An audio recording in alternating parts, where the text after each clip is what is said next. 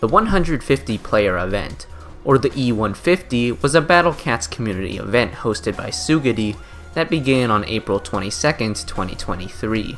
The goal of the event was to choose a single enemy from the entire game, and then group together with other participants in order to form stages with your combined enemies. For example, a stage from E150, Boomers and Zoomers, had 4 members each with the different enemies chosen, being Lil Doge, Loris, Master Ural, and Dormy.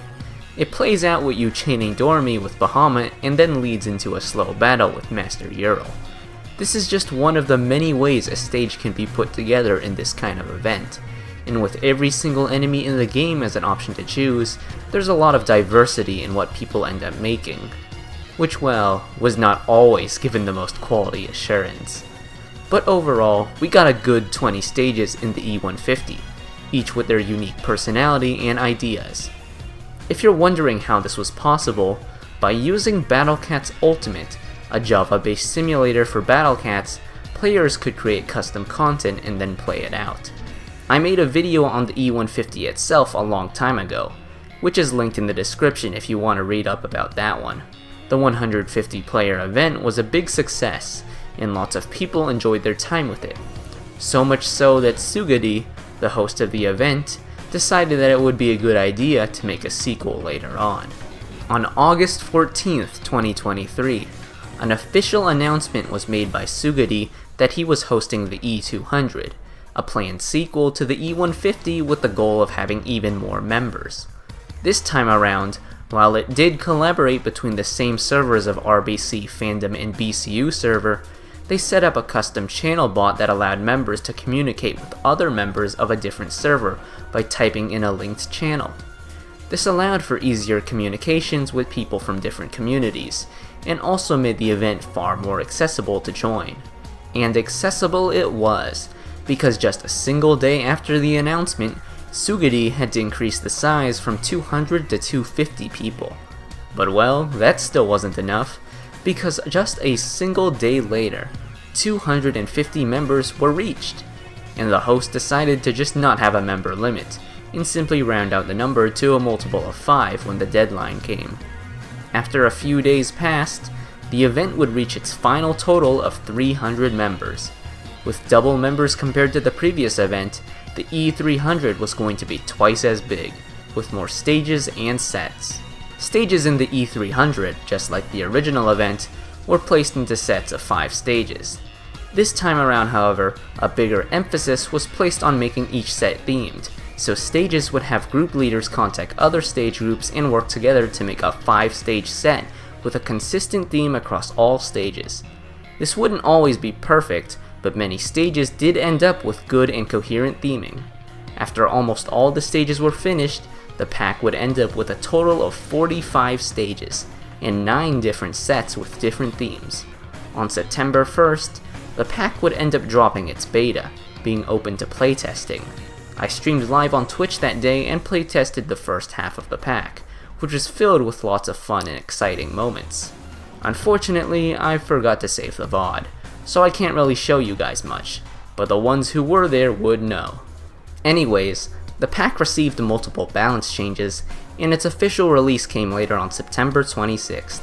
It was still incredibly unbalanced then, so it continued receiving patches until November 12th, where it received its final version.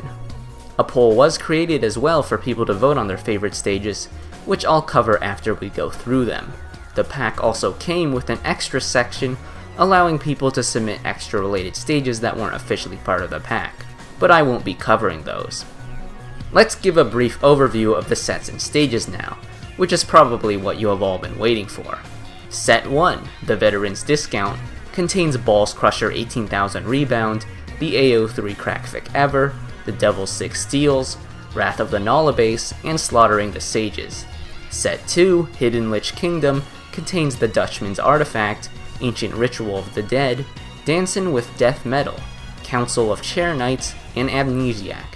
Set 3, A Cruel Nyanko's Thesis, contains Cat's Geese Angel Oh My, The Might of Atlas, Toilet HQ Nightmare, Late Night Ambush, and Onira, Valley of the Fallen. Set 4, Deep Sea Parade, has Cosmic Concert Catastrophe, Corporate Summer Sorbet, Shellfish Hell, Swordfish Roundtable, and Flashy Festival Fiesta. Set 5, Multimedia Mayhem, has Viridiant Forecast, Queen's Last Christmas, Wannabe Milio Bears, The Honorable Flight, and Dark Lord's Birth Dilemma. Set 6, the 9th layer, contains Undying Curse, Burning Souls of Order and Chaos, Angelic Strike Force, Why Aku is Amazing and Behemoth is Bad, and a groundbreaking discovery. Set 7, Burgatory, contains That One Subway Scene from Madagascar, Dreaming of Dark Matter, Wicked Wolf Pack, Helper Purgatory, and Creation of Catkind. Set 8, Journey to a Witch's Place, contains Onistar Viscous Bayo, Storm Brewery Malfunction, 6 Feet Under, Tanzania Megalovania, and The Witch's Holy Laboratory.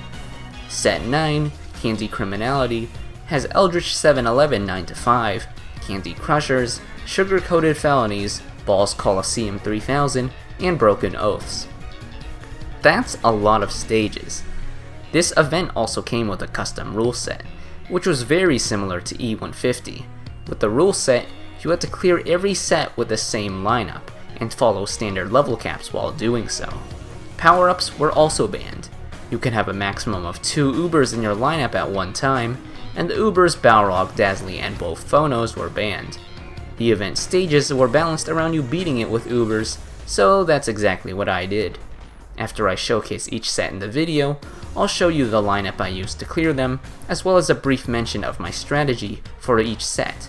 But enough fluff, it's time to actually get into the stages now. Let's start with Set 1, called the Veterans Discount. This set was named after the fact that every stage here features creators from E150, the previous event. With their experience in stage creation, should we expect masterfully crafted stage designs? Well, let's find out. Set 1 starts off the sequel to fan-favorite E150 level Balls Grinder 9000. Say hello to Balls Crusher 18,000 Rebound, this time featuring actual balls. From snowballs, to red balls, to white balls, to metal balls, and even these firework balls. There's a lot of balls in this stage, and just like the original, Huge Hermit and W make a return, alongside Shampoo as the boss when you hit the base. Although there's a ton of ball spam in this stage that's somewhat difficult to push against, the real difficulty comes from the start. Because you are intended to play E300 without power-ups, and with the same lineup per set, the common meat shield choice is Rock and Manic Eraser. In Balls Crusher 18,000 Rebound, the snowballs at the start are extremely boosted and basically one-shot everything. The first 2 snowballs force out your Rock, and then the next snowball you're intended to block with Manic Eraser, but with a twist. A boss wave from another snowball goes off right when the snowball is about to reach your base, which will blow away any Manic Eraser spawned too early. Too late, and your base gets one-shot. You have a total of 4 frames to spawn Manic Eraser at the right time to defend yourself, and if you mess up, it's game over. Originally, this was even harder being a 2-frame window, but it was nerfed to make the stage less annoying. Regardless though, I think the idea of putting life or death joke timing at the start of the first stage of the event is hilarious, and just adds more to the already joke theming of Balls Crusher 18,000 Rebound. This is a sequel with everything you could have wanted from a Balls Grinder 9000 sequel, with even more on top of it. This is a true masterpiece. Classic event stage. Following up is the AO3 Crackfic Ever, technically a sequel to initial Nyanko from E150. Goomister, one of the creators, even wrote a fanfic about it, which is available on AO3, hence the stage name. With its wacky array of enemies, from Cat Cart P to Unicycle Cat, Pink Androids, and Queen V, there's a lot of weird stuff here. Most notably, there are multiple surge bases in this stage, which start out initially weak but stronger ones spawn with time. If you take too long, not only will the enemies get stronger, but you'll have to fight Gilgamesh from Fate as well. For this reason, it's in your best interest to beat the stage as fast as possible. However, because of the nature of surge bases, a lot of RNG is in play here, and can affect your capability to beat the stage fast. Because of this, the stage can be frustrating and unfair at times, landing it a C tier from me. The Devil's Six Deals comes up next, and while this isn't a direct sequel to an E150 stage, the main creator, Sir Kill-A-Lot, was also the maker of Gauntlet in the Stars from E150.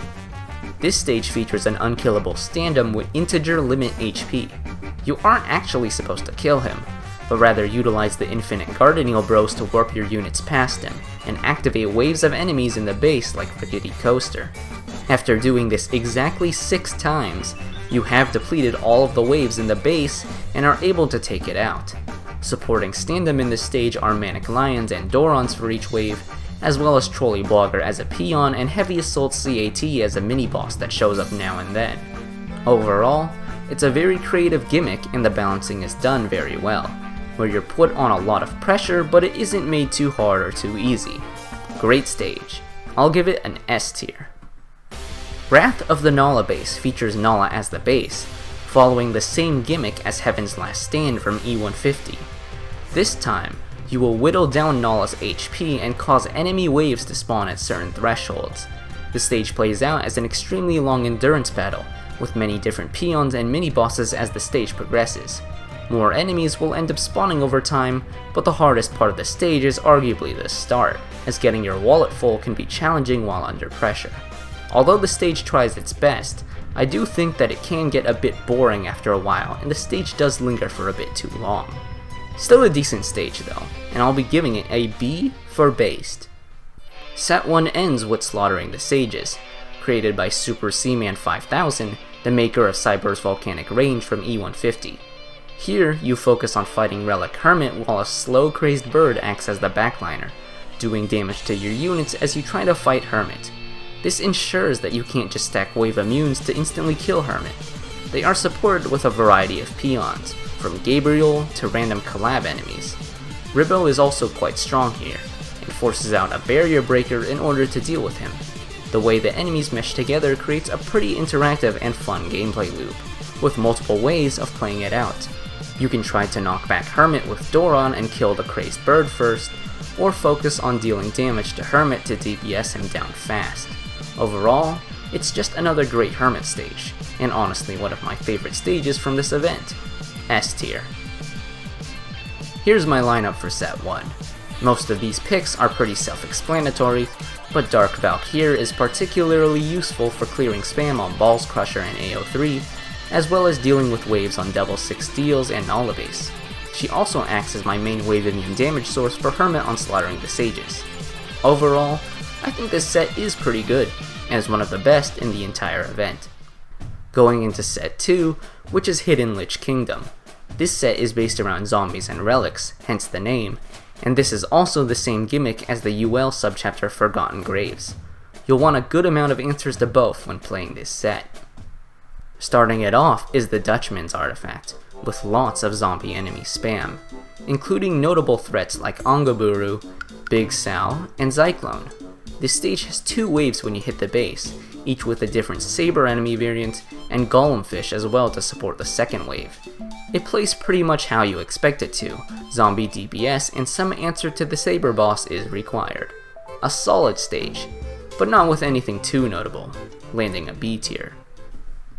Ancient Ritual of the Dead is next, with lots of wacky event enemies here. Your main boss is Evil Emperor Cat, supporting with lots of Zappies and Ritual Cats, alongside the ever so occasional Relic Cyclone or Dead Donnie Dash. It's a pretty basic back and forth stage, kind of like the original Evil Emperor stage. Not much else to say, solid B tier placement for this one. Dancin' with Death Metal is an explosive stage that follows up, and is also built around metal enemies, such as Super Metal Hippo and the Metal Tank Guy. Your main boss here is Crazed Monaco, alongside Manic Eraser. There's lots of support here to make things harder, like the aforementioned metal enemies, Dogsund, and zombies such as Thrillers and Dreadbore. Despite the bad reputation of metals, this stage actually plays out very well. You have to beat every wave with their appropriate counters, all while developing a big stack of units to kill Crazed Monaco and Manic Eraser. This one gets an A tier. Pretty good stage actually. Council of Chair Knights is a stage where you beat up weak versions of bosses, like Kawano, Big Peng Z, Dogumaru, and Empress. There's also infinite BB bunnies and zombos to support them. It's a pretty hectic stage. You kind of just spam attackers and hope for the best. While it isn't too bad of a stage at the start, the cleanup is pretty horrid, as these infinite zombos have a crazy 60k damage per hit and can easily beat up your base after you've already won. For that reason alone, I'm deducting points and giving this stage a C tier, although it's not exactly a bad stage. Set 2 ends with Amnesiac, a very theme-heavy stage that plays into its song, East Hastings by Godspeed You Black Emperor. Unfortunately, due to copyright, I won't be able to play it for you guys, so go search it up on your own. In this stage, you stall a weaker spiritual Ulala with a tank, and then deal with zombies that burrow past him. As the stage progresses, waves get even more difficult to deal with, spawning more dangerous zombies and multiple of them. A weak Queen Bee also comes later for support, and smaller peons like Zolo, Zoosh, and Mistress Celeboodle can cause big damage to your tanker. It's a very nuanced stage, with quite a unique gameplay loop that I really haven't seen in any other stage. Combined with strong theming with the song, it's quite an experience that you kind of just have to try to understand. Definitely gets an S tier from me. For set 2, I used this lineup to beat it. Dogu is great overall, but is mainly for tanking Amnesiac, and Mew is great for all the zombies here. Nanaho allows me to kill the medals in Dancin' with Death Metal without being useless, as she's still a good general LD damage and a Z killer. Overall, this set was also pretty good, and E300 is looking pretty strong early on. Let's see if that continues to hold up. Moving on to set 3, which is a Cruel Nyanko's Thesis. This set is themed around Evangelion bosses, as the name suggests. Do keep in mind that using collab units is banned in this rule set, so you can't just bring Eva 02 to one-shot all the bosses here. The first stage here is Cats, Geese, Angels, Oh My, which simply spams extremely weak crazed titans, mouses, and Sachiels. It's not really a threat at all, and if you just spam Cyborg and other attackers, you kinda just win. There's not much to really be seen or done here, so I'll be giving it a D tier due to how little of a stage it actually is. The next stage is an actual stage though, being the Might of Atlas. In this stage, you have to defeat Bardiel while he is supported by spams of Brawlos and Gato Amigos, weak Galluses, and some One-Horns. It takes quite a bit of effort to take down the Galluses, but after you've killed all of them, you can focus down Bardiel and end the stage. You can also DPS down Bardiel if you have the right comp. Pretty solid gameplay loop and balancing, earning a B tier from me. Following up on a solid stage, we have Toilet HQ Nightmare, which is the farthest thing from a solid stage. Who thought using Exio as a peon was a good idea? These guys apparently. And Bison is here to harass you as well, and the starting Okame forces out some sort of counter. When you hit the base, have fun fighting a weaker Unit 13 of all bosses, which if he gets away with attacking, is able to freeze and weaken all of your units. Alongside him is a giant spam of Exials, which warp the hell out of your cats, and both Miku and Lil Doges, capable of dodging whatever you choose to attack them with, and essentially meat shielding Unit 13. Just one thing against your favor is all it takes for this stage to shut you down in the most bullshit way. Judging on how they designed it, as well as the name, I'm pretty sure they designed it to be the most shitty stage possible. And I think they succeeded, because I'll be giving this an extremely low D tier, a reward for crafting pure human suffering. Late Night Ambush is a pretty chill stage where you chip down Ramiel as well as a ton of other mini-bosses. Weak Ulalas and Manic enemies, alongside Rain D and Balrogs, are present to try to stop you. There is Metal Sloth here as well, but his stats are extremely low to the point where you don't need a critter to kill him. I think the balancing on this stage is pretty good, but it does get pretty repetitive and boring fast, so I'll throw it a solid B tier. Finally, set 3 ends with Onira, Valley of the Fallen. Onira actually has its own custom-made song for the event, which is pretty cool. In this stage, you will have to kill traitless Eva 13 while dealing with lots of support enemies, like Baku, Red Energy, Raging Gory, and Cyberfaces with only 5 HP. After a long amount of time has passed, Gigando will spawn, starting the second phase of the stage and making sure you've killed Eva 13 fast enough to proceed. It's a very fun stage to time your units and deal with the threats accordingly, and is very fair on how it punishes the player. Definitely my favorite stage in this set, and I'll give it an S tier because of that. This is my lineup for set 3. D'Artagnan is mainly here to help DPS down traitless enemies in Late Night Ambush and EVA 13 in Onira, and Chun Chun Haunters is for the research combo, allowing me to spam Cyborg Cats to beat Toilet HQ. Heavy Assault CAT is also here so I can beat the Okame at the start of Toilet HQ. Yeah, that stage is pretty disgusting. This set was a mixed bag, with some good stages, some decent stages, and some really bad ones. But to be fair, you can't expect every stage to be really good when you're working with random enemies. Set 4, Deep Sea Parade, is based on either marine life or festival theming. Some stages have one of them, and others have both, so the theming isn't exactly the strongest. Regardless, let's get into it now. Starting with Cosmic Concert Catastrophe, there's a lot of bosses spammed here with weaker mags than usual, from Lil Jamira to Snow Miku herself. It's quite a hectic stage, and I don't really know what your game plan should be besides spamming a lot of high range or piercing damage in order to kill everything. But because of how messy and really awkward the gameplay is, I can't give this stage anything more than a C tier. Corporate Summer Sorbet follows up with a pretty relaxing stage. The Angry Sun periodically freezes your units, and your goal is to defeat Manbosaki alongside some supporting threats, like Aros, Taki, Cow Doges, Mispadanas, and CTO Seals. It periodically sends enemy waves at you, and you have to defend while trying to take down Manbosaki. It plays pretty decently, but is not really special otherwise.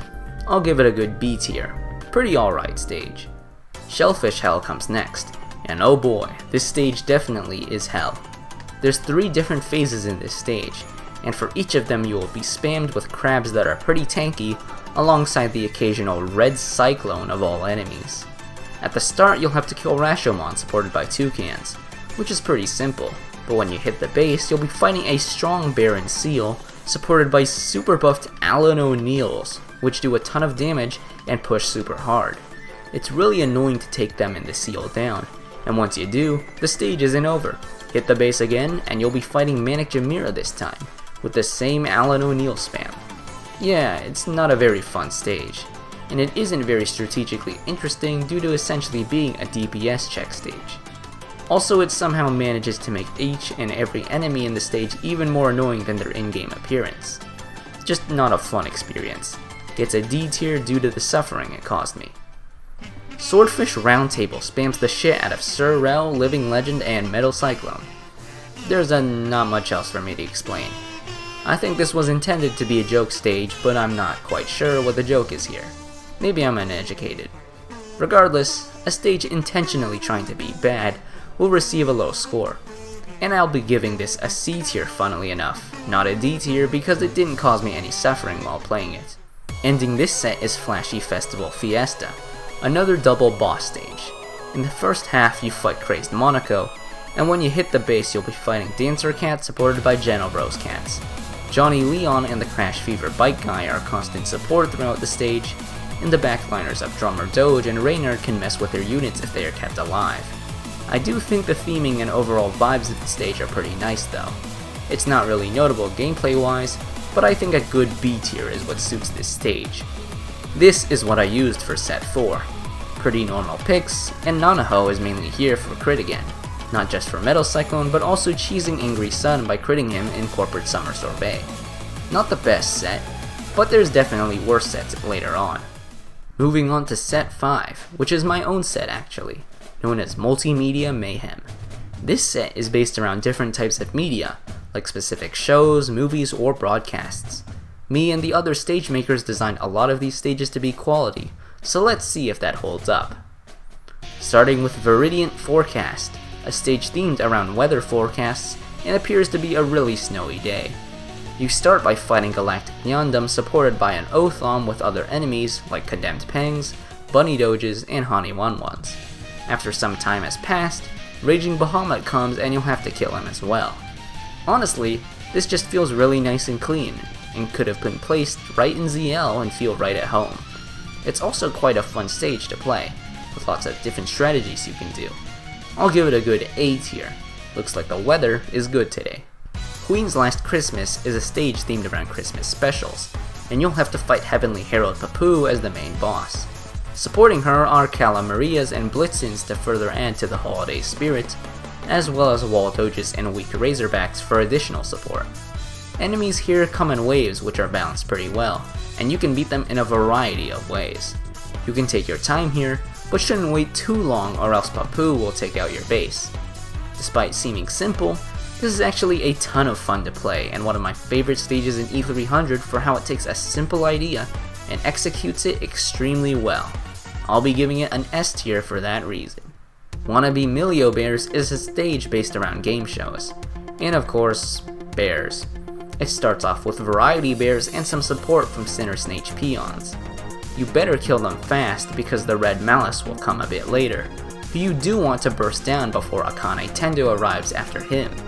Take too long overall, and assassin bears will come to kill you. While it is simple in concept, it's pretty fun to play against these bosses and a nice stage to be chill compared to all the hectic stuff we've seen in the event so far. I'll be giving this a light A tier. It's a pretty nice stage. The Honorable Flight is a stage themed around movies, particularly ones about planes and flying. In this stage, you'll have to fight Urs alongside a strong Crockley, who will constantly chip your base and slow your units. Supporting them are occasional waves of Gory Black, Pigeon, Wayland, and Audas, being strong enough to pose a threat on the short stage length but not too hard for you to deal with. The small stage length makes Urs pushing forwards just a little an actual threat, but you can knock her back with damage or CC. I think this stage serves as a good example for what the Urs boss fight in game should have been, as it plays out super well and is probably one of the best designed stages in the event overall. Nothing much else to say besides that this gets an easy S tier, and looking at it just makes me feel like Ponos really fumbled the bag with Urs in the real game. The final stage in Multimedia Mayhem is Dark Lord's Birth Dilemma, which is my own stage. This is a stage based on Star Wars, and there were a ton of references with the name, such as referring to Darth Vader's own birth dilemma with Padme, and also the UL stage Dilemma of Birth, which has Gobble and Puffington similarly to this stage. There were more references as well, but since I made this stage years ago at this point I can't be asked to remember the rest. The stage starts by spawning Chibi Nell in a Project A for you to try to rush down, being supported by a Gobble, Dark Autas, and Doge Darks. After a certain amount of time passes, Dark Laser will spawn as the boss, alongside more of all the supporting enemies, which will spawn slowly as time goes on. 2 Mr. Puffingtons will also spawn after some time, adding even more pressure.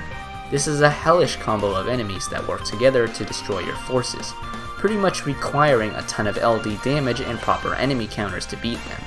As Dark Laser pushes down the field, you'll have to slowly dispose of the enemies until you can take her out, finally beating the stage.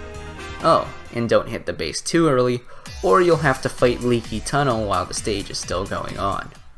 The balance of enemies and high stakes pressure given by this type of level design is really engaging. It makes every micro interaction count and puts an emphasis on unit timing to be able to land strong hits. You can play at the enemy base, or lure Puffington to wipe him out fast with Edie. Regardless of your playstyle, there's always an answer if you use your units well enough. Maybe I'm a bit biased to grade it, but I'll give my own stage a solid A tier. I think it's pretty good, honestly. Here's the lineup I used to clear this set. Yukimura is a strong rusher option to help with most of the stages here, as well as help rushing my own stage and kill Razorback in Queen's Last Christmas. Gaia is just general LD damage to melt the hell out of my stage, as well as kill the ranged enemies in Melio Bears and Viridian Forecast. Pretty tough set, but I think it's filled with lots of quality stages. If I were to say which set is the best in E300, I think I can say it's a multimedia sweep. Set 6, the 9th layer, has most of its stages based around story bosses. There's not much of a theme besides that, but it at least has something going on. The first stage here is Undying Curse, a stage that spams what looks like Zoj but is actually an unused enemy under ID 19, which isn't even zombie but has no trait and very fast speed. Besides the weird enemy, you'll be fighting Relic Bun, Rampage Cats, and Chick-fil-A's on base hit. is a pretty boring stage besides the strange enemy chosen here, so I'll be giving it C tier. Coming up next is Burning Souls of Order and Chaos. This stage has you fight Mammon, Rangmaster, and Omens as the main bosses with support from Haki and some other Rangel enemies, like Sleipnir, Gokuraku, and Heavenly Hippo. It plays like a typical long-range boss stage, where you'll need these answers to the angel enemies as well as something to kill and keep back the bosses. Overall, a pretty decent stage, and earning itself a B tier in my eyes. Angelic Strike Force has you play on an extremely long stage, and try to fight enemies while preventing Mina from locking onto your base. You have a lot of different enemies here, with mini-bosses like Corrupted Valkyrie, Full of Orion, and the Grim. Mr. Myrrh, Mini White Cyclone, and General Gregory do come as supports, and this stage pushes quite a lot. As the enemies slowly spawn in, your main goal is to kill the current wave fast before the next one arrives, and then eventually take down Mina once you're done. Although this is similar to how some people play Mina stages in-game, most of those get rushed, so we hardly ever see a long standoff with her like we do here. I'm feeling a decent B tier on this one. Why Aku is amazing and Behemoth is bad is the 4th stage in this set, and it's also the title of one of my most viewed videos. The stage starts off by sending Aku enemies at you, which you should kill before hitting the base. On base hit, the stage spawns many Behemoth enemies, and the song changes to, well...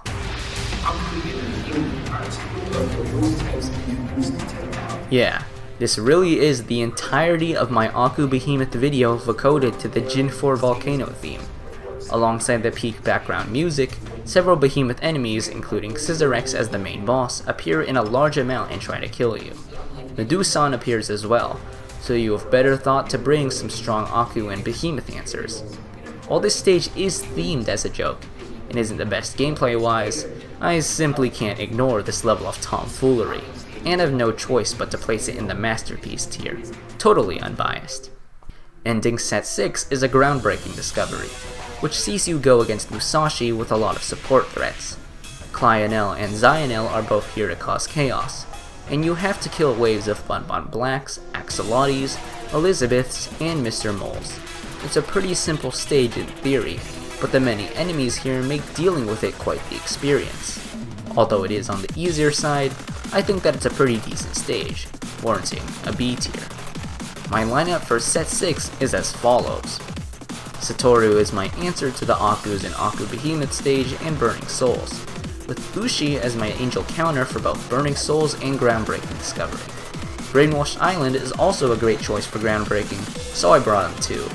It's a pretty mixed set, and not the best, but still okay overall. Set 7, also known as Burgatory, doesn't really have a theme. Maybe it's supposed to be food themed, but I only see Value Meal Cat in a single stage, so I don't know. Regardless, let's get into it.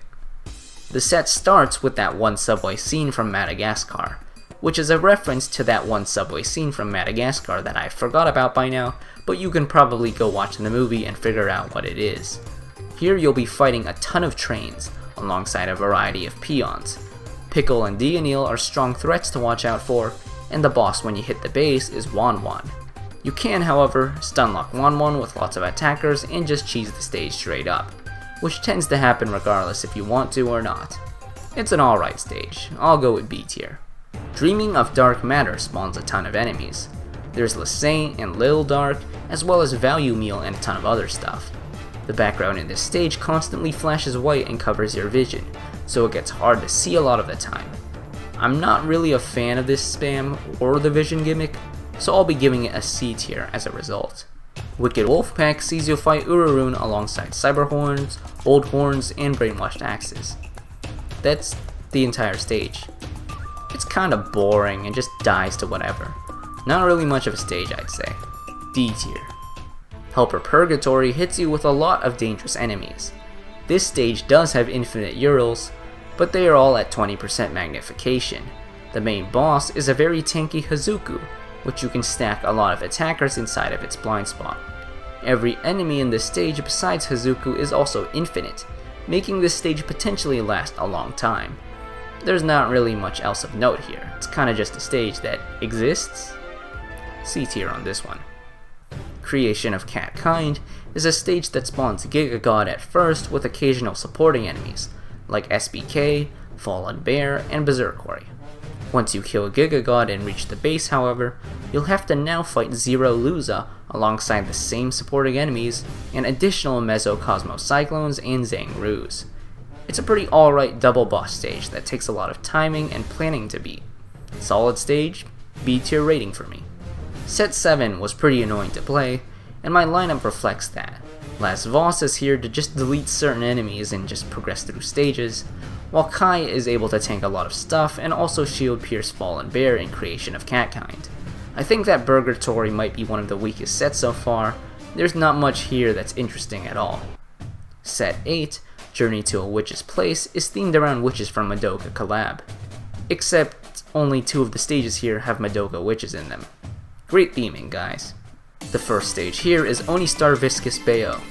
Weird name, and the stage itself also weird, spawning a ton of gummy cats and weak Yukans. The main bosses to beat it here are Cappy Jr., Hanya, and Henry. Because of the enemies spammed here, it doesn't exactly play the best. I'll give it a C tier as a result. Storm Brewery Malfunction is next, which has you fight Death Quarry and Perfect Cyclone with support from Dolphinas and Ultra Babas. After a certain amount of time, Godzilla spawns and damages your base over time, meaning you have to rush and kill the enemies. This stage can be a pain to clear because Death Quarry and Perfect Cyclone together just counter a lot of units in the game. Your best shot is honestly to use an Uber to beat that Perfect Cyclone. Even after you kill both, better bring strong pushers or else the Dolphinas and other support enemies will be too tanky for you to push through in time. Annoying stage, but not the worst, so I'll give it a C tier.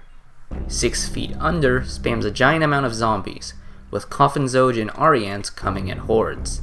You've better brought a Z killer, or else you won't be able to do a single thing here as the enemies are infinite. Taboo is the enemy base and main boss here, with 2 Professor A's spawning at certain health thresholds. There is really nothing good at all from this stage.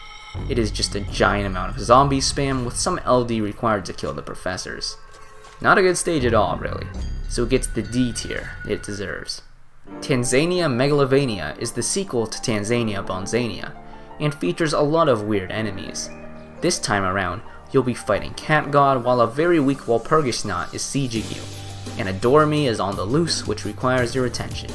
Supporting them are Master A's, Kuro Crocs, Lenore's, Brainwashed Cats, and these giant tower of gold doges, which is pretty funny.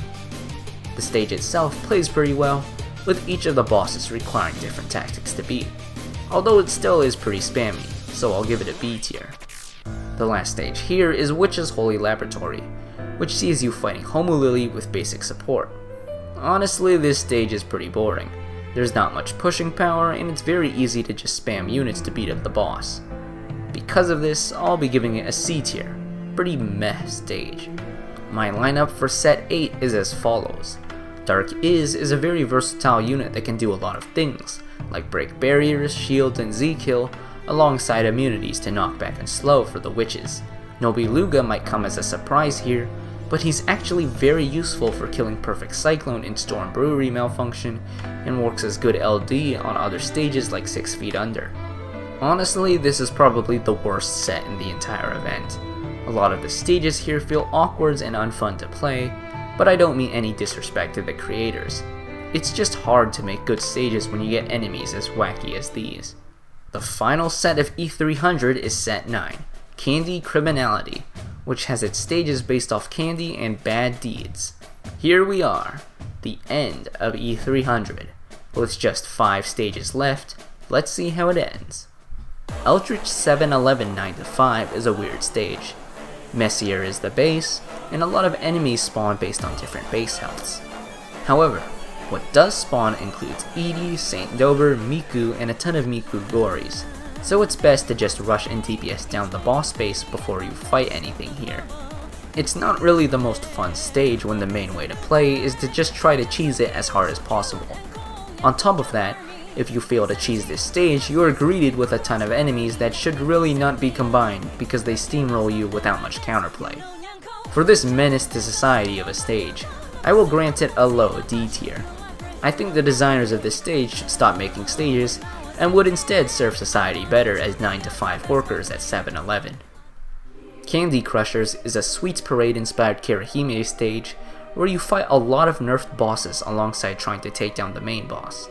There's your usual enemies here of Miss Haka and Lemur, but enemies such as Winged Piggy, Hermit, Puffsley, and Magamajo take the stage as occasional mini-bosses due to their low magnifications.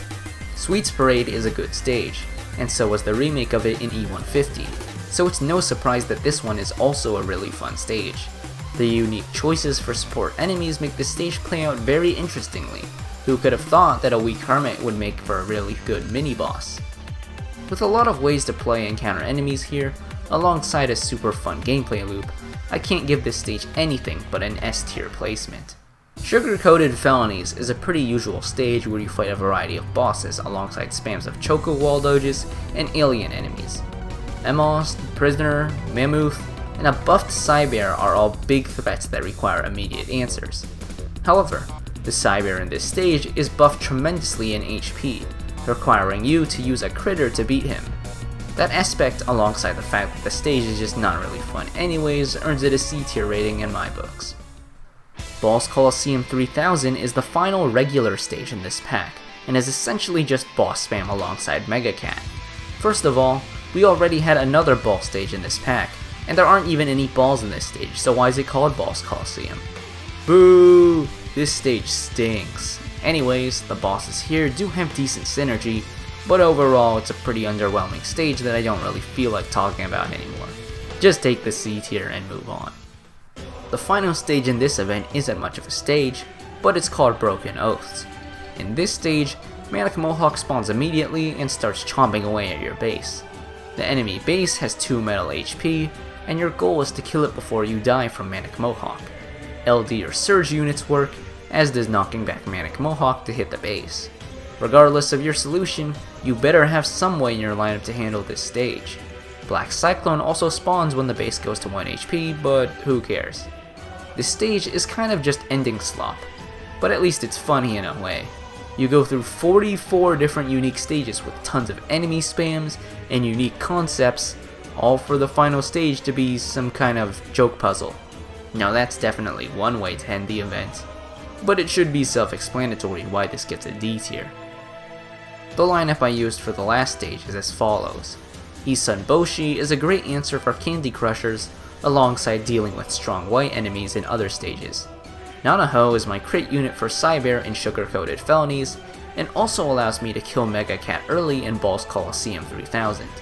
And of course, my answer to Broken Oaths is Doron, whose Omni Strike reaches the enemy base and can kill it with a Surge. Set 9 is quite a mixed bag. It has a really good stage in Candy Crushers, but is also filled with a lot of slop otherwise. And well, that's it for the E300. All 45 stages made by different groups of people, and my ratings on them. However, we technically aren't done, as there is one more special set left as part of the event. Set 10, the finale, contains exactly one stage, a specially handcrafted stage to celebrate the event as a whole, made by Sugidi himself.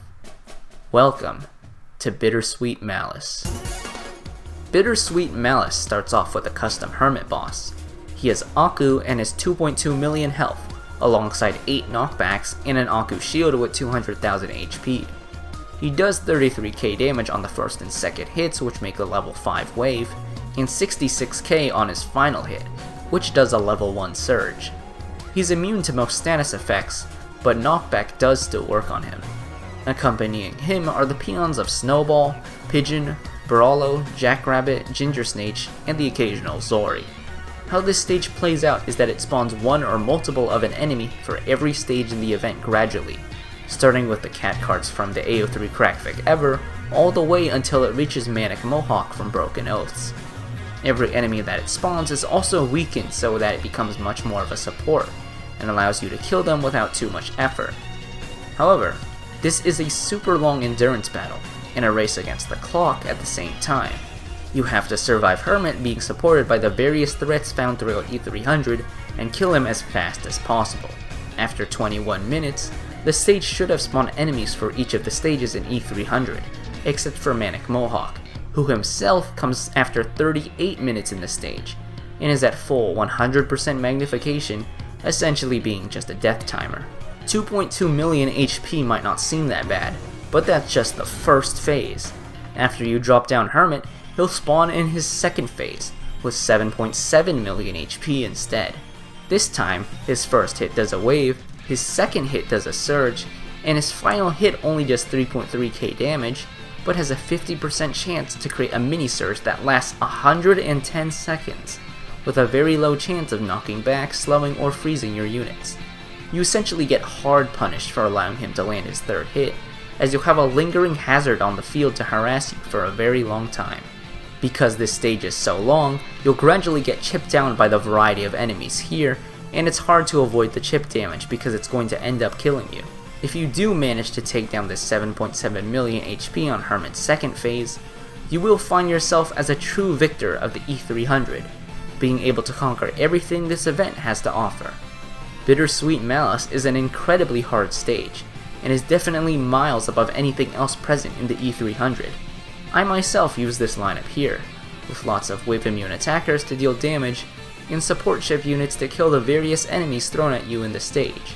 It took a while, but I did end up beating Bittersweet Malice after 2 hours of attempts, and even though it is just a custom level with a custom boss made by Sugadi, Bittersweet Malice does such a good job at representing E300 as an event that I couldn't just not include it in the video. This is an S tier stage, and one of the best finales to a super fun community event. So that's all the stages from E300, barring extras that aren't really a part of the main event. It was a super fun way to collaborate with other members of the community and make a ton of fun stages that are weird, wacky, or entertaining in some way. Shout out to Sugadi for hosting this event, as well as Boxcart, Salted Sweets, Sir Killalot, and Kasuga Blog for playtesting. After this event finished, Sugadi said he wouldn't host another E300 event for a long time, as doing it too much would make the idea stale. This really was the end. Also, I promised to show you guys the results of the event pool, so here we go. Best set for theming, Set 5 Multimedia Mayhem. Best set at gameplay, Set 1 The Veterans Discount. Best set at being unique, Multimedia Mayhem. Best set at being the funniest, The Veterans Discount. Best set of all time, Multimedia Mayhem. And now, onto stages. Best stage thematically, Balls Crusher 18,000 Rebound. Best stage gameplay wise, Wrath of the Nullabase and Candy Crushers. Best stage at being unique, The Devil's 6 Deals and Balls Crusher 18,000 Rebound. Best stage at being funny, I don't need to say it, do I? And finally, the best stage of the event, you guessed it, Balls Crusher 18,000 Rebound.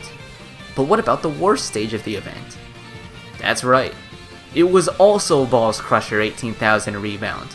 Balls Crusher 18,000 Rebound was so powerful that it was simultaneously the best and the worst stage of the entire event. Truly amazing.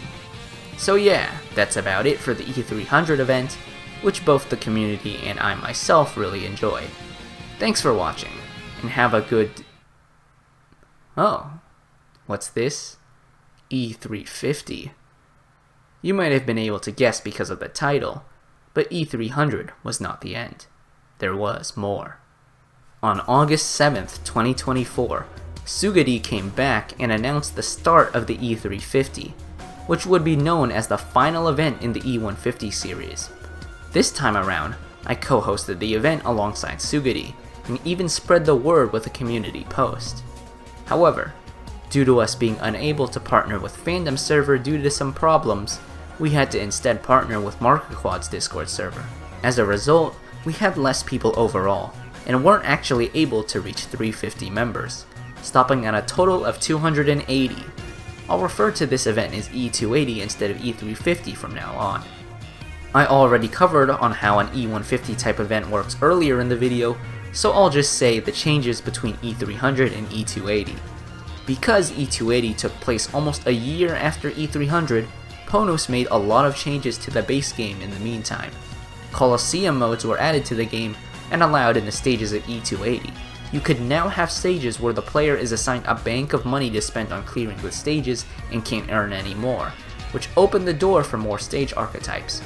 We also started allowing restrictions on stages, such as the cat limit or banning 5 units per stage.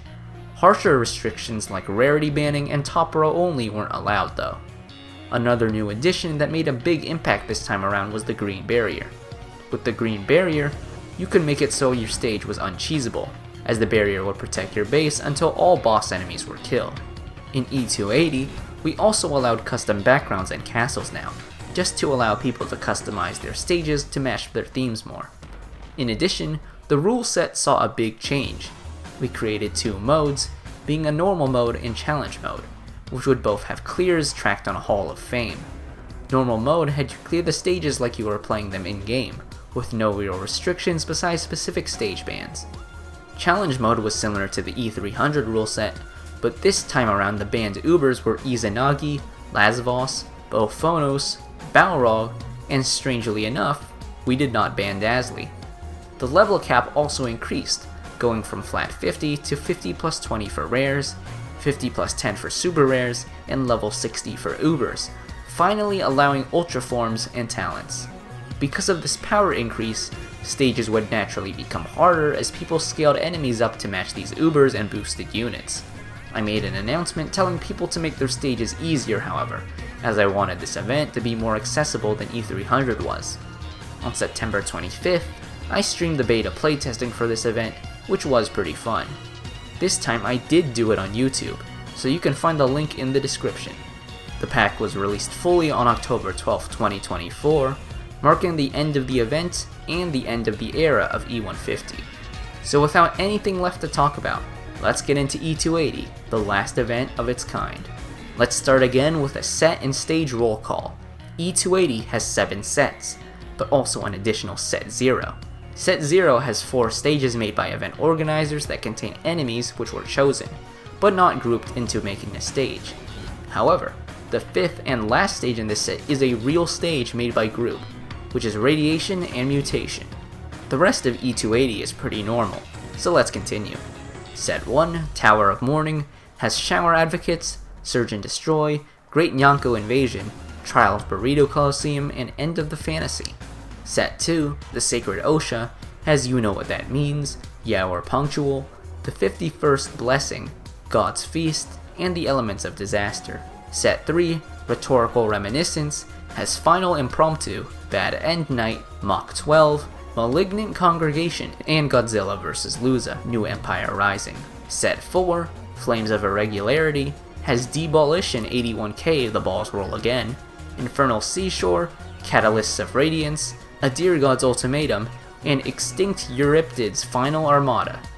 Set 5, The Devils and the Details, has Barret Soul, Attack of the Killer Beasts, Delinquent Demon Duo, Mina's Gate to Hell, and Universal Blackout. Set 6, Turnabout Continuum, has Inumusha's Training Arc, Miko's Musical Birthday Bash, Divorce Vu, Tidal Wave, and Papu's Exploitation.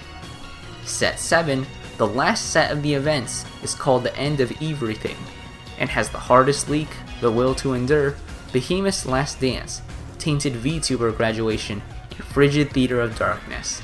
These sets were intended to be ordered by difficulty, but I wouldn't say they are 100% accurate at doing so. So without further ado, let's get into the stages of these events. Set 0 has 4 stages that aren't made by people's groups, so I won't really cover them. These are God Forgive Me, Aquarium Attendee Agoraphobia, Finger Gone Nuts, and Snow Day.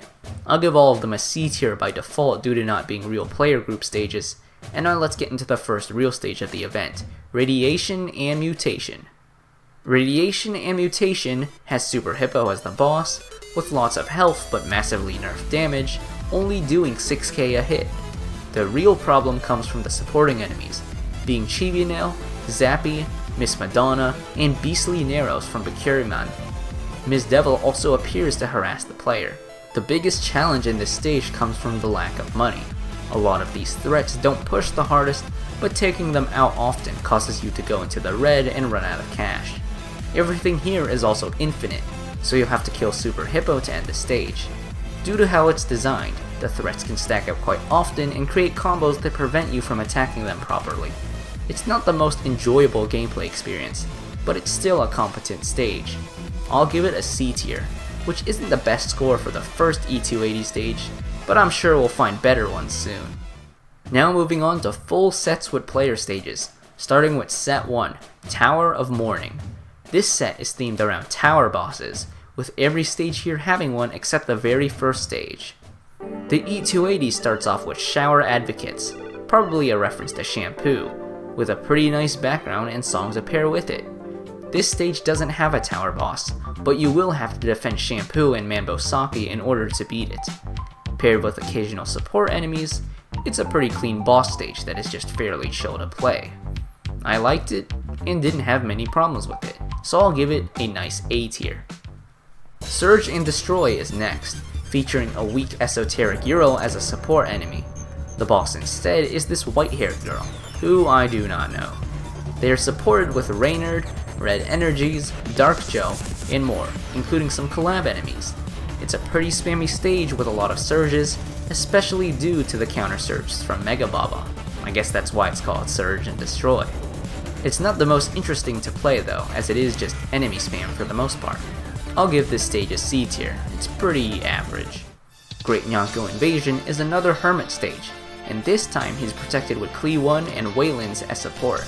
The main peon in this stage is Gregory, alongside very weak Eulalas. Despite how weak the peons are, this stage still poses a formidable challenge as Klee 1 constantly pushes forward and forces you to push her back in some way. This is a very slow back and forth battle, where you'll eventually kill Hermit, and despite its simplicity, is a really good stage actually. Solid A tier from me. Trial of Burrito Coliseum is next, and this one has an extremely weak Unit 13 as the base, paired with Green Barrier. In order to beat this stage, you must take on 3 different bosses, JK Bun Bun, Cappy Jr., and Masked Grandmaster before you can kill the base. Shadow Boxer K supports all of them and provides the player money too. Trial of Burrito Coliseum plays in a very unique way, as the Unit 13 constantly knocks back, weakens, and freezes your units, making it so they have to be behind your base in order to fight back. Because of this, you will want to pretend your units are single timing ones, but they will come back after some time to do additional damage. It's pretty fun messing around with how your units stack on this stage, and the bosses chosen make the difficulty just right here. I'll give this stage a strong A tier, it's very nice. To end off Set 1, we have End of the Fantasy. This stage is the sequel to Slaughtering the Sages from E300, and this time you'll be fighting Spiritual Eulala instead of a Hermit variant.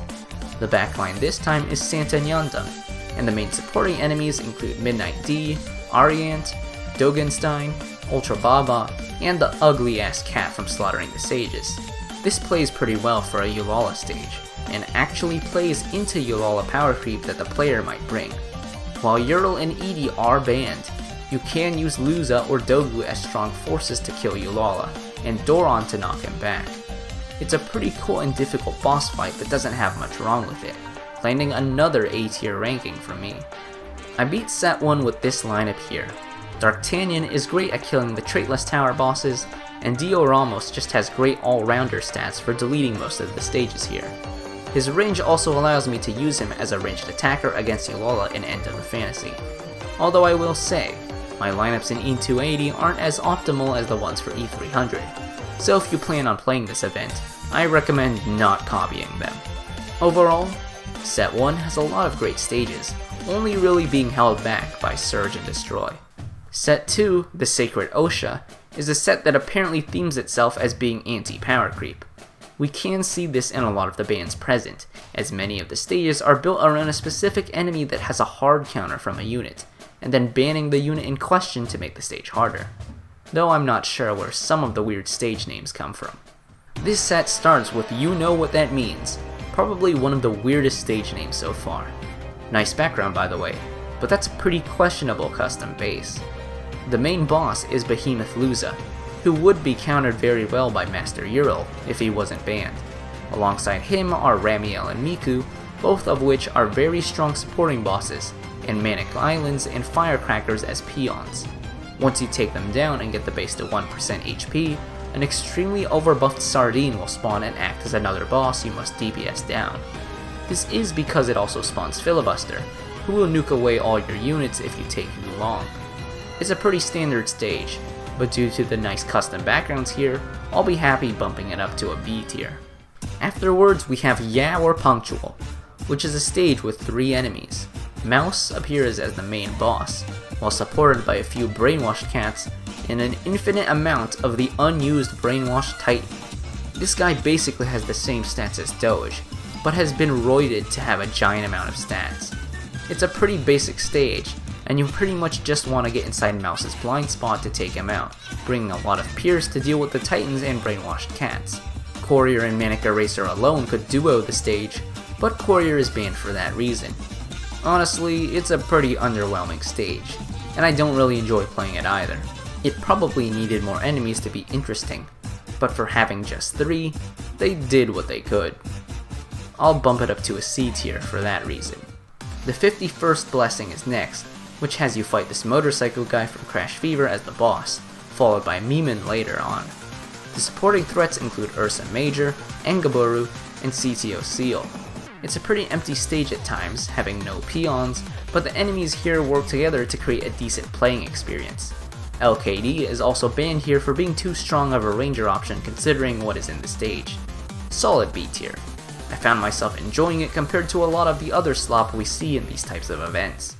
God's Feast is a stage where you have to fight Giga God, but with a twist. This time, he does 0 damage, only being here to inflict his warp debuff. The real boss is 3 waves of Choco wall doges, being supported by Skelecats, Yakuza Faces, and E Hondas. It's a pretty small stage, so despite the slow threats, it can get quite hectic. The bosses are also in a linked group, meaning the next one spawns only when you kill the first one. It's a pretty unique but basic stage, where the way to win is pretty much a DPS check. Heavy Assault CAT would tear through these Choco doges, but is banned for that exact reason. Though I will give points for concept, this stage barely gets away with a B tier in my books. The Elements of Disaster is the final stage of this set, and has you fight Manic Jamira with support from Flying Ninjas and a lot of Axolotis. There's a lot of waves here, but wave blockers Octo and Supercat are banned, on top of popular attackers Dancer and Brainwashed King Dragon. You'll play this more similarly to Manic Jamira on release, taking it slowly with your attackers and adapting defensively to the waves you see on the field. It's actually a pretty fun stage to play, but is on the easier side. I like how this stage plays out though, and how the Axolotis stack up, so I'll be generous and give this stage an A tier. This is my lineup for set 2. Darktanian was used for his great LD generalist output, but mainly for Yeah or Punctual and Manic Jamira in the Elements of Disaster. Kai is here for just general tanking and damage output, which is great on almost every stage here. A pretty average set overall, not much too interesting, but not too much bad either. Moving on to set 3, Rhetorical Reminiscence. This one is themed around pop media references.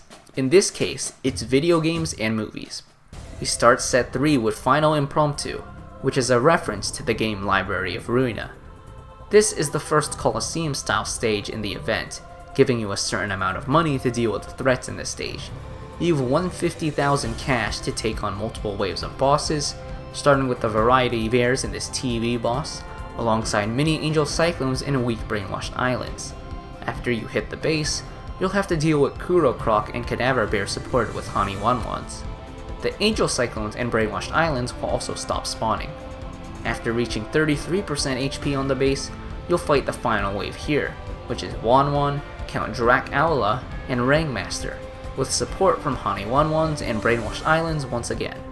With the 150,000 cash bank, you'll have to spend your money wisely and kill the enemies in a cost-efficient manner to make sure you have enough to clear the final wave.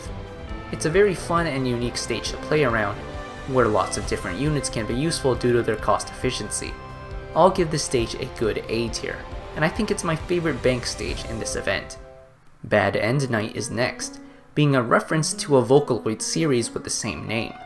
In this stage you'll be fighting Dabu as the main boss, supported with Aku Doges and Metal Tanks as the main peons, while Walpurgisnacht, Dancer, and Giga Honey1 act as supporting bosses.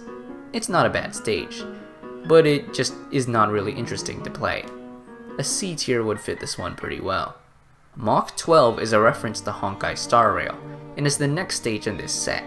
You'll be fighting a variety of traitless enemies here, alongside little Bun Bun spam and a Medusan, with Drummer Doge constantly pestering your units.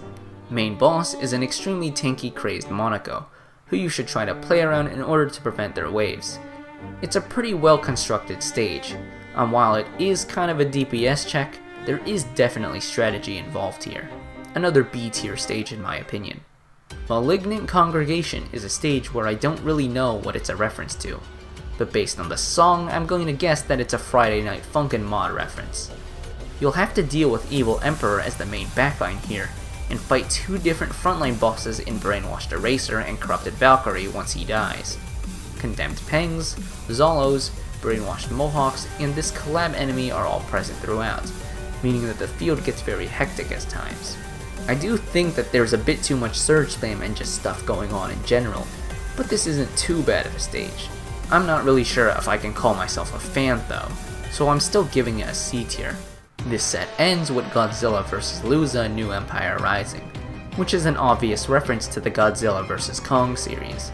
In this stage, you'll first fight a bunch of large enemies, such as big spiders, Megamuth, and this dragon guy. Upon base hit, you'll now be fighting the titled Godzilla and Luza themselves, alongside Gory Groom, and later on, Snow Miku. Trolley Blogger is spammed as a peon here, but also is used to show the scale of these enemies compared to a person. The stage itself plays out fine, but I really like how the theme was executed here. The stage is gigantic, and the enemies are too, especially compared to the Trolley Blogger as people. This just makes it feel like you're fighting in a kaiju movie, which I think is pretty cool. I don't know, I might be biased because of the reference, but I'm giving this stage an A tier because its theming is quite good. My lineup for this set is this. Darktanian returns for the same reasons, but this time Anubis joins as a strong general stat backliner that can be used to melt a lot of the threats here unconditionally, which is great on stages like Mach 12 or Malignant Congregation. This is another decently balanced set, with most of the stages at average or slightly above quality. Set 4 is called Flames of Irregularity, and is based on, nothing. Here in the document, it lists as a complete and utter lack of cohesion. So I guess these are just stages who really couldn't decide on a theme. Oh well. The first stage here is Debulation, 81k, The Balls Roll Again, the sequel to Balls Crusher and the final level in the Balls trilogy. Look at that background, man. This time, the main boss is Mr. Puffington, who is also the enemy base. While he normally has a lot of knockbacks, due to being boss, he only gets knocked back if you use the knockback ability on him now. The goal of the stage is to kill Mr. Puffington while defending against waves of balls, whether those are stones, snowballs, firecrackers, or the same white, red, and metal balls from before. W's are also back, being spammed into oblivion, and once you get Puffington to half health, these logs that knock back your units start to spawn. This is a very stressful stage to play, as Puffington is hard to knock back, and one-shots your base and all your units due to his magnification. At 25% base health, the song changes to the same one from Balls Crusher, and huge hermits start spawning. They have a ton of stats, so it's best at this point to DPS down Puffington and end the stage. The level of commitment required to continue the Balls series and somehow still make a new and creative stage with the same gimmick from the previous stages just shows how this is easily the best series in E150 history. Masterpiece. Infernal Seashore is a stage that plays around the cat death gimmick. After 100 deaths, you are spammed with infinite winged piggies, making sure you lose. So the goal of the stage is to defeat Standum and the other supporting threats while letting as few units die as possible. The enemies here are at just the right power level that going relatively meat shieldless works pretty cleanly, and you can just use your attackers to handle them. It's a pretty fun and clean stage, and the song is pretty cool as well. Good A tier for this one. Catalysts of Radiance is your average BCU enemy spam stage, spawning lots of enemies with Rococo and Jupiter King as the main bosses. It's not really interesting, nor is it fun to play. I'm not sure what else there is to analyze about this stage, but it definitely is one of the stages of all time.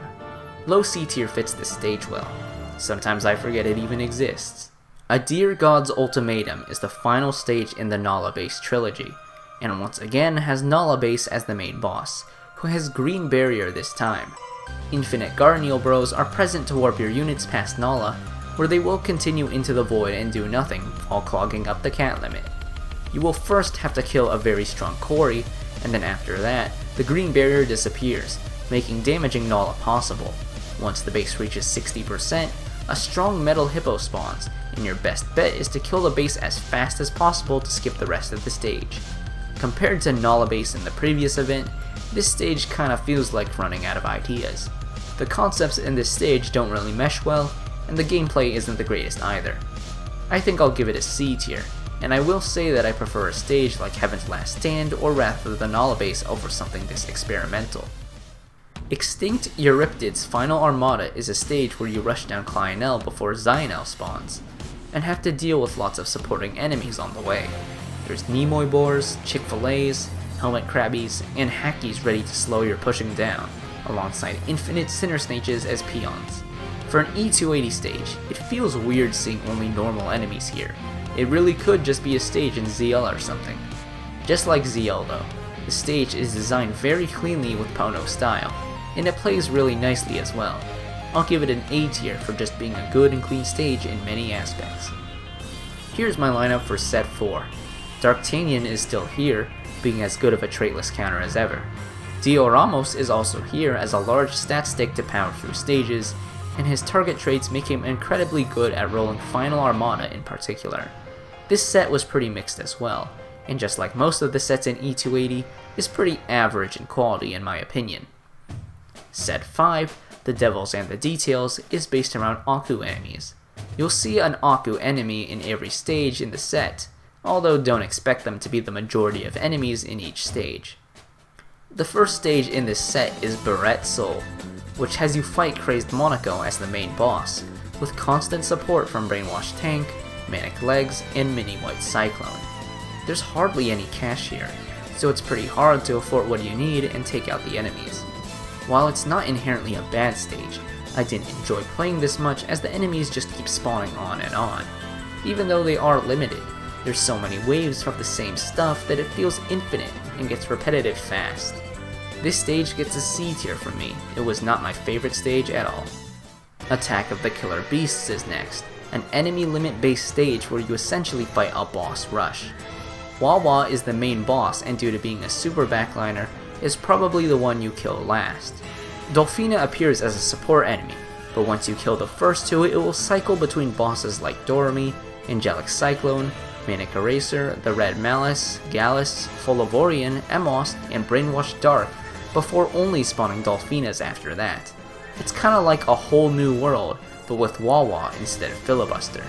Overall, it plays very nicely. It's just a fun time to kill these bosses one after another. I'll be giving this stage an A tier. Delinquent Demon Duo is next, a double boss stage where the goal is to survive the limited waves of enemies. Mammon and Rashomon are the demonic duo here, and they are supported by waves of Yukan, Lucky Dags, Lil Lion, and Boar Jr. There's 2 waves of all of these enemies, increased to 3 for Yukan. You can choose to outlast the enemies, but you can also try to play more aggressive and kill Mammon or Rashomon early if you brought more offensive options. It's an open-ended stage that is very well balanced, so it earns another A tier. Mina's Gate to Hell is a giant spam of dangerous enemies, alongside a ton of little doges. That already sounds bad, and that's because it is. The start off comes with the same trio from M Symphony, being Death Quarry, Saint Dober, and Dianil. When you hit the base, you'll have to kill Malevolent Jamira, who is supported by Cyclones and this Mercstoria guy. The giant amount of little doge spam just makes the stage go from bad to worse, and now you'll have to worry about RNG blocking important shots from the bosses at play. It's simply an unfun mess of spam with RNG enemies, so it gets a D tier from me. Universal Blackout is the final stage in Set 5, and is another Colosseum style stage like Final Impromptu. This time, you have 222,000 cash to deal with a variety of bosses, like Manic Dark, Relic Bun, and Megamajo, while being supported with dangerous enemies like Angelic Gory, Boar, Malevolent Lion, and Soldai Roker. It's a pretty fun bank stage, and although I do prefer Final Impromptu a little bit more, this one is still very solid. It's another A tier from me, and I had a good time clearing this. My set 5 lineup is right here. Anubis is back to stat check stages in a cost-efficient manner, with his plethora of helpful immunities. Saito is a good rusher, which also helps me deal with the Aku threats here, which there are a lot of due to the theming. This set is another mixed bag for me, with some good and bad stages. Don't have much else to say besides that. Set 6, Turnabout Continuum, looks like it doesn't have a theme, but it's actually listed as Gilgamesh x Queen V, a nod to the AO3 crackfic from E300. Two of the group's members, Goomister and Endakilla, actually wrote a fanfic involving all of the stages here, in Ace Attorney style called Turnabout Continuum. I won't show it in the video, but if you are a curious mind, I have a link to it in the description. This set starts with Inumusha's training arc, a stage where you fight a strong Musashi boss supported with lots of train enemies, the dojo wave base, and both Dark Dobers and Mesocosmo Cyclones as waves. There's a total of 5 different waves with Dober and Meso, and the trains gradually get stronger over time. Once you clear the final wave, the stage runs out of limited enemies and becomes simple to finish. I like how this stage executes its difficulty and concept here. It's quite a balanced challenge that requires good attention in timing units and dealing with Musashi. Solid A tier level. Coming up next is Miku's musical Birthday Bash, a wonderful stage where you fight Miku XVI, who creates deadly surge attacks. Supporting her is a Queen Bee to slow your units, and small peons like Crocinator, as well as buffed Crocos and Killer Cats. To beat this stage, you'll have to stall Miku with fast units like Manic Lion and Fishman, and cycle between them and Rock due to the surge. You can also slip in a ranged backliner to chip down Miku if they are surge immune. This stage is a pretty big wall for those who don't know how to play it, as it seems like this was probably the stage that made Spookiness Key quit playing E280 for good. But honestly, despite the awkward learning curve, it's a pretty cool timing stage with multiple different ways of going about it. It does punish the players super hard for mistakes, but that's a price that is well worth it for a stage like this. I'll give the stage an A tier placement as well. I think this stage definitely warmed up to me the longer I spent playing it. It's a very hard stage though, I will say. Divorce Vu is next, which is the sequel to the AO3 crackfic, and has its own fanfic story written by Goomister as well.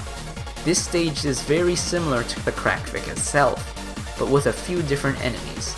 Somehow this stage feels even more bullshit than before, throwing weak cyber faces that have the potential to one-shot all your stuff, and a lot of enemies having one-shot damage for no reason. The only good thing here is that the song is pretty cool. But yeah, I see no reason to give this anything above a D tier. Following up, we have Tidal Wave, a stage that should have used Shiawase as the song, but for some reason didn't. How can you call your stage Tidal Wave without the Tidal Wave song? Anyways, in this stage you want to take out Raging Bahama as fast as possible, then rush down Golemfish and take out the base before Euro spawns. If he does spawn though, you can kill him if you brought the right units, but be wary of the weak Raging Bahamas sent afterwards as peons. Supporting these bosses are a variety of enemies like Loris, Raging Gory, Devil Wife, and a lot of alien enemies. It's not exactly a bad stage, but I don't really look forward to playing this since it's a pretty boring stage that you usually want to skip most of. I'll give it a C tier, but it is close to getting a B as well, if only it actually used the Tidal Wave song. You know, the stages in this set are pretty hard. Training Arc took a good amount of attempts, Miku took a lot of practice to get it right, Divorce Vu is just pure bullshit, and Tidal Wave forced me to cheese it. Surely it can't get harder, right?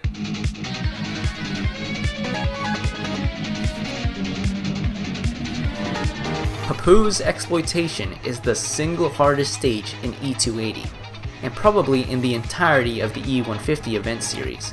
Created by Kobama, one of the best players in Battle Cat's history, his advanced knowledge and skill led to one of the most evil creations ever made in BCU. It's a bit hard to understand what you're supposed to do here, so let me break it down. The entire stage plays around the synergy of Papu and Metafilibuster. If you knock back Metafilibuster too much, he'll end up behind Papu where you can't reach him, and will kill your base that way. However, if you time a unit so it knocks back Meta Filibuster and dies to Papu at the same time. Meta Filibuster will move forwards back to your base if there are no cat units on the field. It is incredibly hard to time your units to get this to work, but it's a requirement for playing this stage. In addition, you better do enough damage to Meta Filibuster with well-timed Fishmans constantly, because you need to kill him fast. Taking too long will have Papu kill your base with chip damage over time. This is the intended way to play this stage, but in the context of an E280 set, it is way too hard to beat it like this. So your best bet is to cheese this stage as much as possible. There's two main ways. You can try to kill Metaphili super quick with a unit like Divine Windy, or curse Papu with a unit like Dazzly in an attempt to rush her down before Metaphili kills your base. Both still require hard setup, and the stage is doing its best to mess with you with its variety of support enemies. Every enemy spawned in this stage exists for the sole purpose of messing with your timing, and causing you to mess up with Filibuster or Papu. This stage is beyond brutal. There really is no way to show how insane it is until you actually play it yourself. And the best part is, this is actually an easier version of the original idea. Kobama made a stage called True Abyssal Horror before this, which is like exploitation but is much longer and harder. He adapted the idea to make an E280 stage, but it was still extremely difficult to clear. While Papu's exploitation is insanely hard, it is created in such a peculiar and genius way that I can't be helped but to acknowledge that it's an awesome stage. This gets an S tier from me, no doubt about it. Oh yeah, and please don't turn this stage into BCU brain rot. I've already seen shitposts of people putting Papu and Meta Filibuster in random stages and images. Set 6 is super hard overall because of these stages, and is easily the hardest set in all of E150 history, which is funny considering that it's not the final set of E280. My lineup is this abomination right here. No Manic Eraser anymore because I needed Manic Lion for Miko's birthday bash. Dazzly joins to counter Papu's exploitation, and Anubis is here to do massive damage on all of these stages, with his surge immunity being important for Miku's and Divorce Vu in particular. Now we've arrived at the true final set of the event. Set 7, or the end of everything, is themed around being the last set of the E150 series, as well as themes of ending, finality, and absolutes. This is the set both me and Suga were in for the E280, and we tried to make this a super high quality set. Let's see if it pans out. We start with the hardest leak, a stage by Gardangle, the original leaker, and resembles his nemesis of a leaky tunnel. We have Project A and Croakley, but Aki and Relic Doge instead of Taki and Doge Dark. Celaboodle also acts as additional pushing power and a cash peon. There are 2 different waves of Project A's and 3 Akis, so the player must do their best to push into these dangerous threats and take them out as fast as possible. A lot of options end up being surprisingly good here, and you can go for chip damage or LD in sniper units. While the stage was well balanced when it came out, later down the line, Ponos fixed Aki's hit animation, which heavily buffed this stage, making it unfair now. Though I won't take points away from this stage, because that happened a few months after the pack came out, and as a result I think this stage gets a solid A tier. It's a well balanced UL stage in all of its glory. Next up is the Will to Endure. This is Sugadi's stage, and sees you fighting Malevolent Flying while you endure waves of different support enemies, like Fallen Bear, Zeals, Doron, Autas, and Hajime Saito. It's another well-balanced endurance stage, but I think that this one in particular was done in a way that makes it super fun and open for different units. It's also a very fair stage. Mistakes will cost you, but it is almost always the player's fault for mistiming something. You can choose to rush down Malevolent Flying if you have the right loadout, but you can alternatively simply muster up the will to endure the enemy waves, and survive the stage that way. It's honestly just a banger, which is something you should expect from a Sugadi stage. Another S tier to join the rest. Behemoth's Last Dance is a much simpler stage which sees you fighting the boss combo of Urzen and Sanglian, while dealing with the Wild and Chaparral Doges as peons. There's also 2 Malevolent Macho Legs enemies and a Coronium as mini-bosses. Although it is a simple stage, The balancing here is pretty good, and it gets you to optimize your damage while defending in a cost-efficient manner. Another solid A tier stage here. I think it would be cool if Zeal ended up using this boss combo in the future. The penultimate stage in E280 is Tainted VTuber Graduation, which sees you fight Evil Empress alongside spams of Diabralo. Edie is also a second boss here, and once you kill her, an overbuffed Gummy Cat spawns as the third boss. I'm pretty sure these are supposed to represent VTubers, but I'm not well versed on which ones. Dealing with these Diabralo waves, as well as other supporting enemies, takes a lot of careful timings, as one wrong move could cause rebounds and lead to Edie or Empress locking onto your base. Once you kill Edie, Gummy Cat is an easier boss to fight, but the stage is still easily chokeable from there. I honestly think this is one of the most fun stages in the event, even if it is pretty simple on paper. It's also quite challenging, as Diabralo is an enemy that is easy to mess up dealing with. I'll be giving this stage a good S tier. It's a fantastic stage overall. Now let's look into the last stage in E150 event history. This stage is actually my group stage for E280, and we called it Frigid Theater of Darkness. It starts with absolutely nothing on the field, just go max your money first, you earned it. But then, when you hit the base, you'll be forced to go against Gigando and Puffsley's Comet on this rather short stage. Mistakes will cost you here, and while you can knock back both with your units or cannon, you can't build up too much of an advantage due to the small stage length. Supporting them are timed waves of Gobble, Gabriel, and Sir Seal, which act as reinforcements. The waves alternate between a usual combination of all three, and then multiple of an individual type of enemy, requiring different counter approaches. But that's not all. A dangerous enemy to keep your guard out for is Ribbo, who is very weak, but spawns with a boss wave to knock all of your units backwards. There is a missed sign that spawns about 2 seconds before he does, so you always have time to react to this and plan accordingly. Now, this is my own stage, but I have had other people play it, and I have to admit, this is a banger of a stage. The double boss have the perfect synergy and keep the pressure high, while the waves are scary but not too overwhelming to deal with. It's high stakes with 2 menacing bosses as the final stage of E280, and I wouldn't have it any other way from a regular stage. Plus, this stage itself is filled with references to my other stages, from the name and enemies being related to your refrigerator invasion from E150, to the boss wave Ribos being a reference to some of my custom stages. I think this is just cool on a lot of different levels. You might call me biased, but I think I finally made an S tier stage, and it's a good one to end the event with. That was every single stage from E280. My lineup for clearing is this one, with some interesting Uber choices. Afro was here to beat up Hardest Leak and Frigid Theater easily, while Sodom shut down Behemoth's Last Dance and was great on VTuber Graduation as well. While we initially planned to do a finale stage, like Bittersweet Malice, we ended up being too busy or demotivated, and the pack released without one. Despite that though, I still think E280 turned out really well. While I don't think my request to make the pack easier held true, as I do think it's harder than the previous events, I do think that a lot of people enjoyed the event quite a bit like the other ones. In that regard, this event was a great success. We don't plan on hosting another E150 event for a long time, and I think it's fair to end as a trilogy. I'm glad I had the opportunity to help host the E280, and I'll also give a shout out to Sugidi again for hosting it, as well as other helpful staff on the event, which includes Salted Sweets, Sir Killalot, Psych11, Wowabagel, PC Tato, Adri, and Vertigoy. For participants of E300 and E280, thank you all for participating as a community and being part of something that brought us all together for fun. But yeah, that's about it for the E280 and this video as a whole.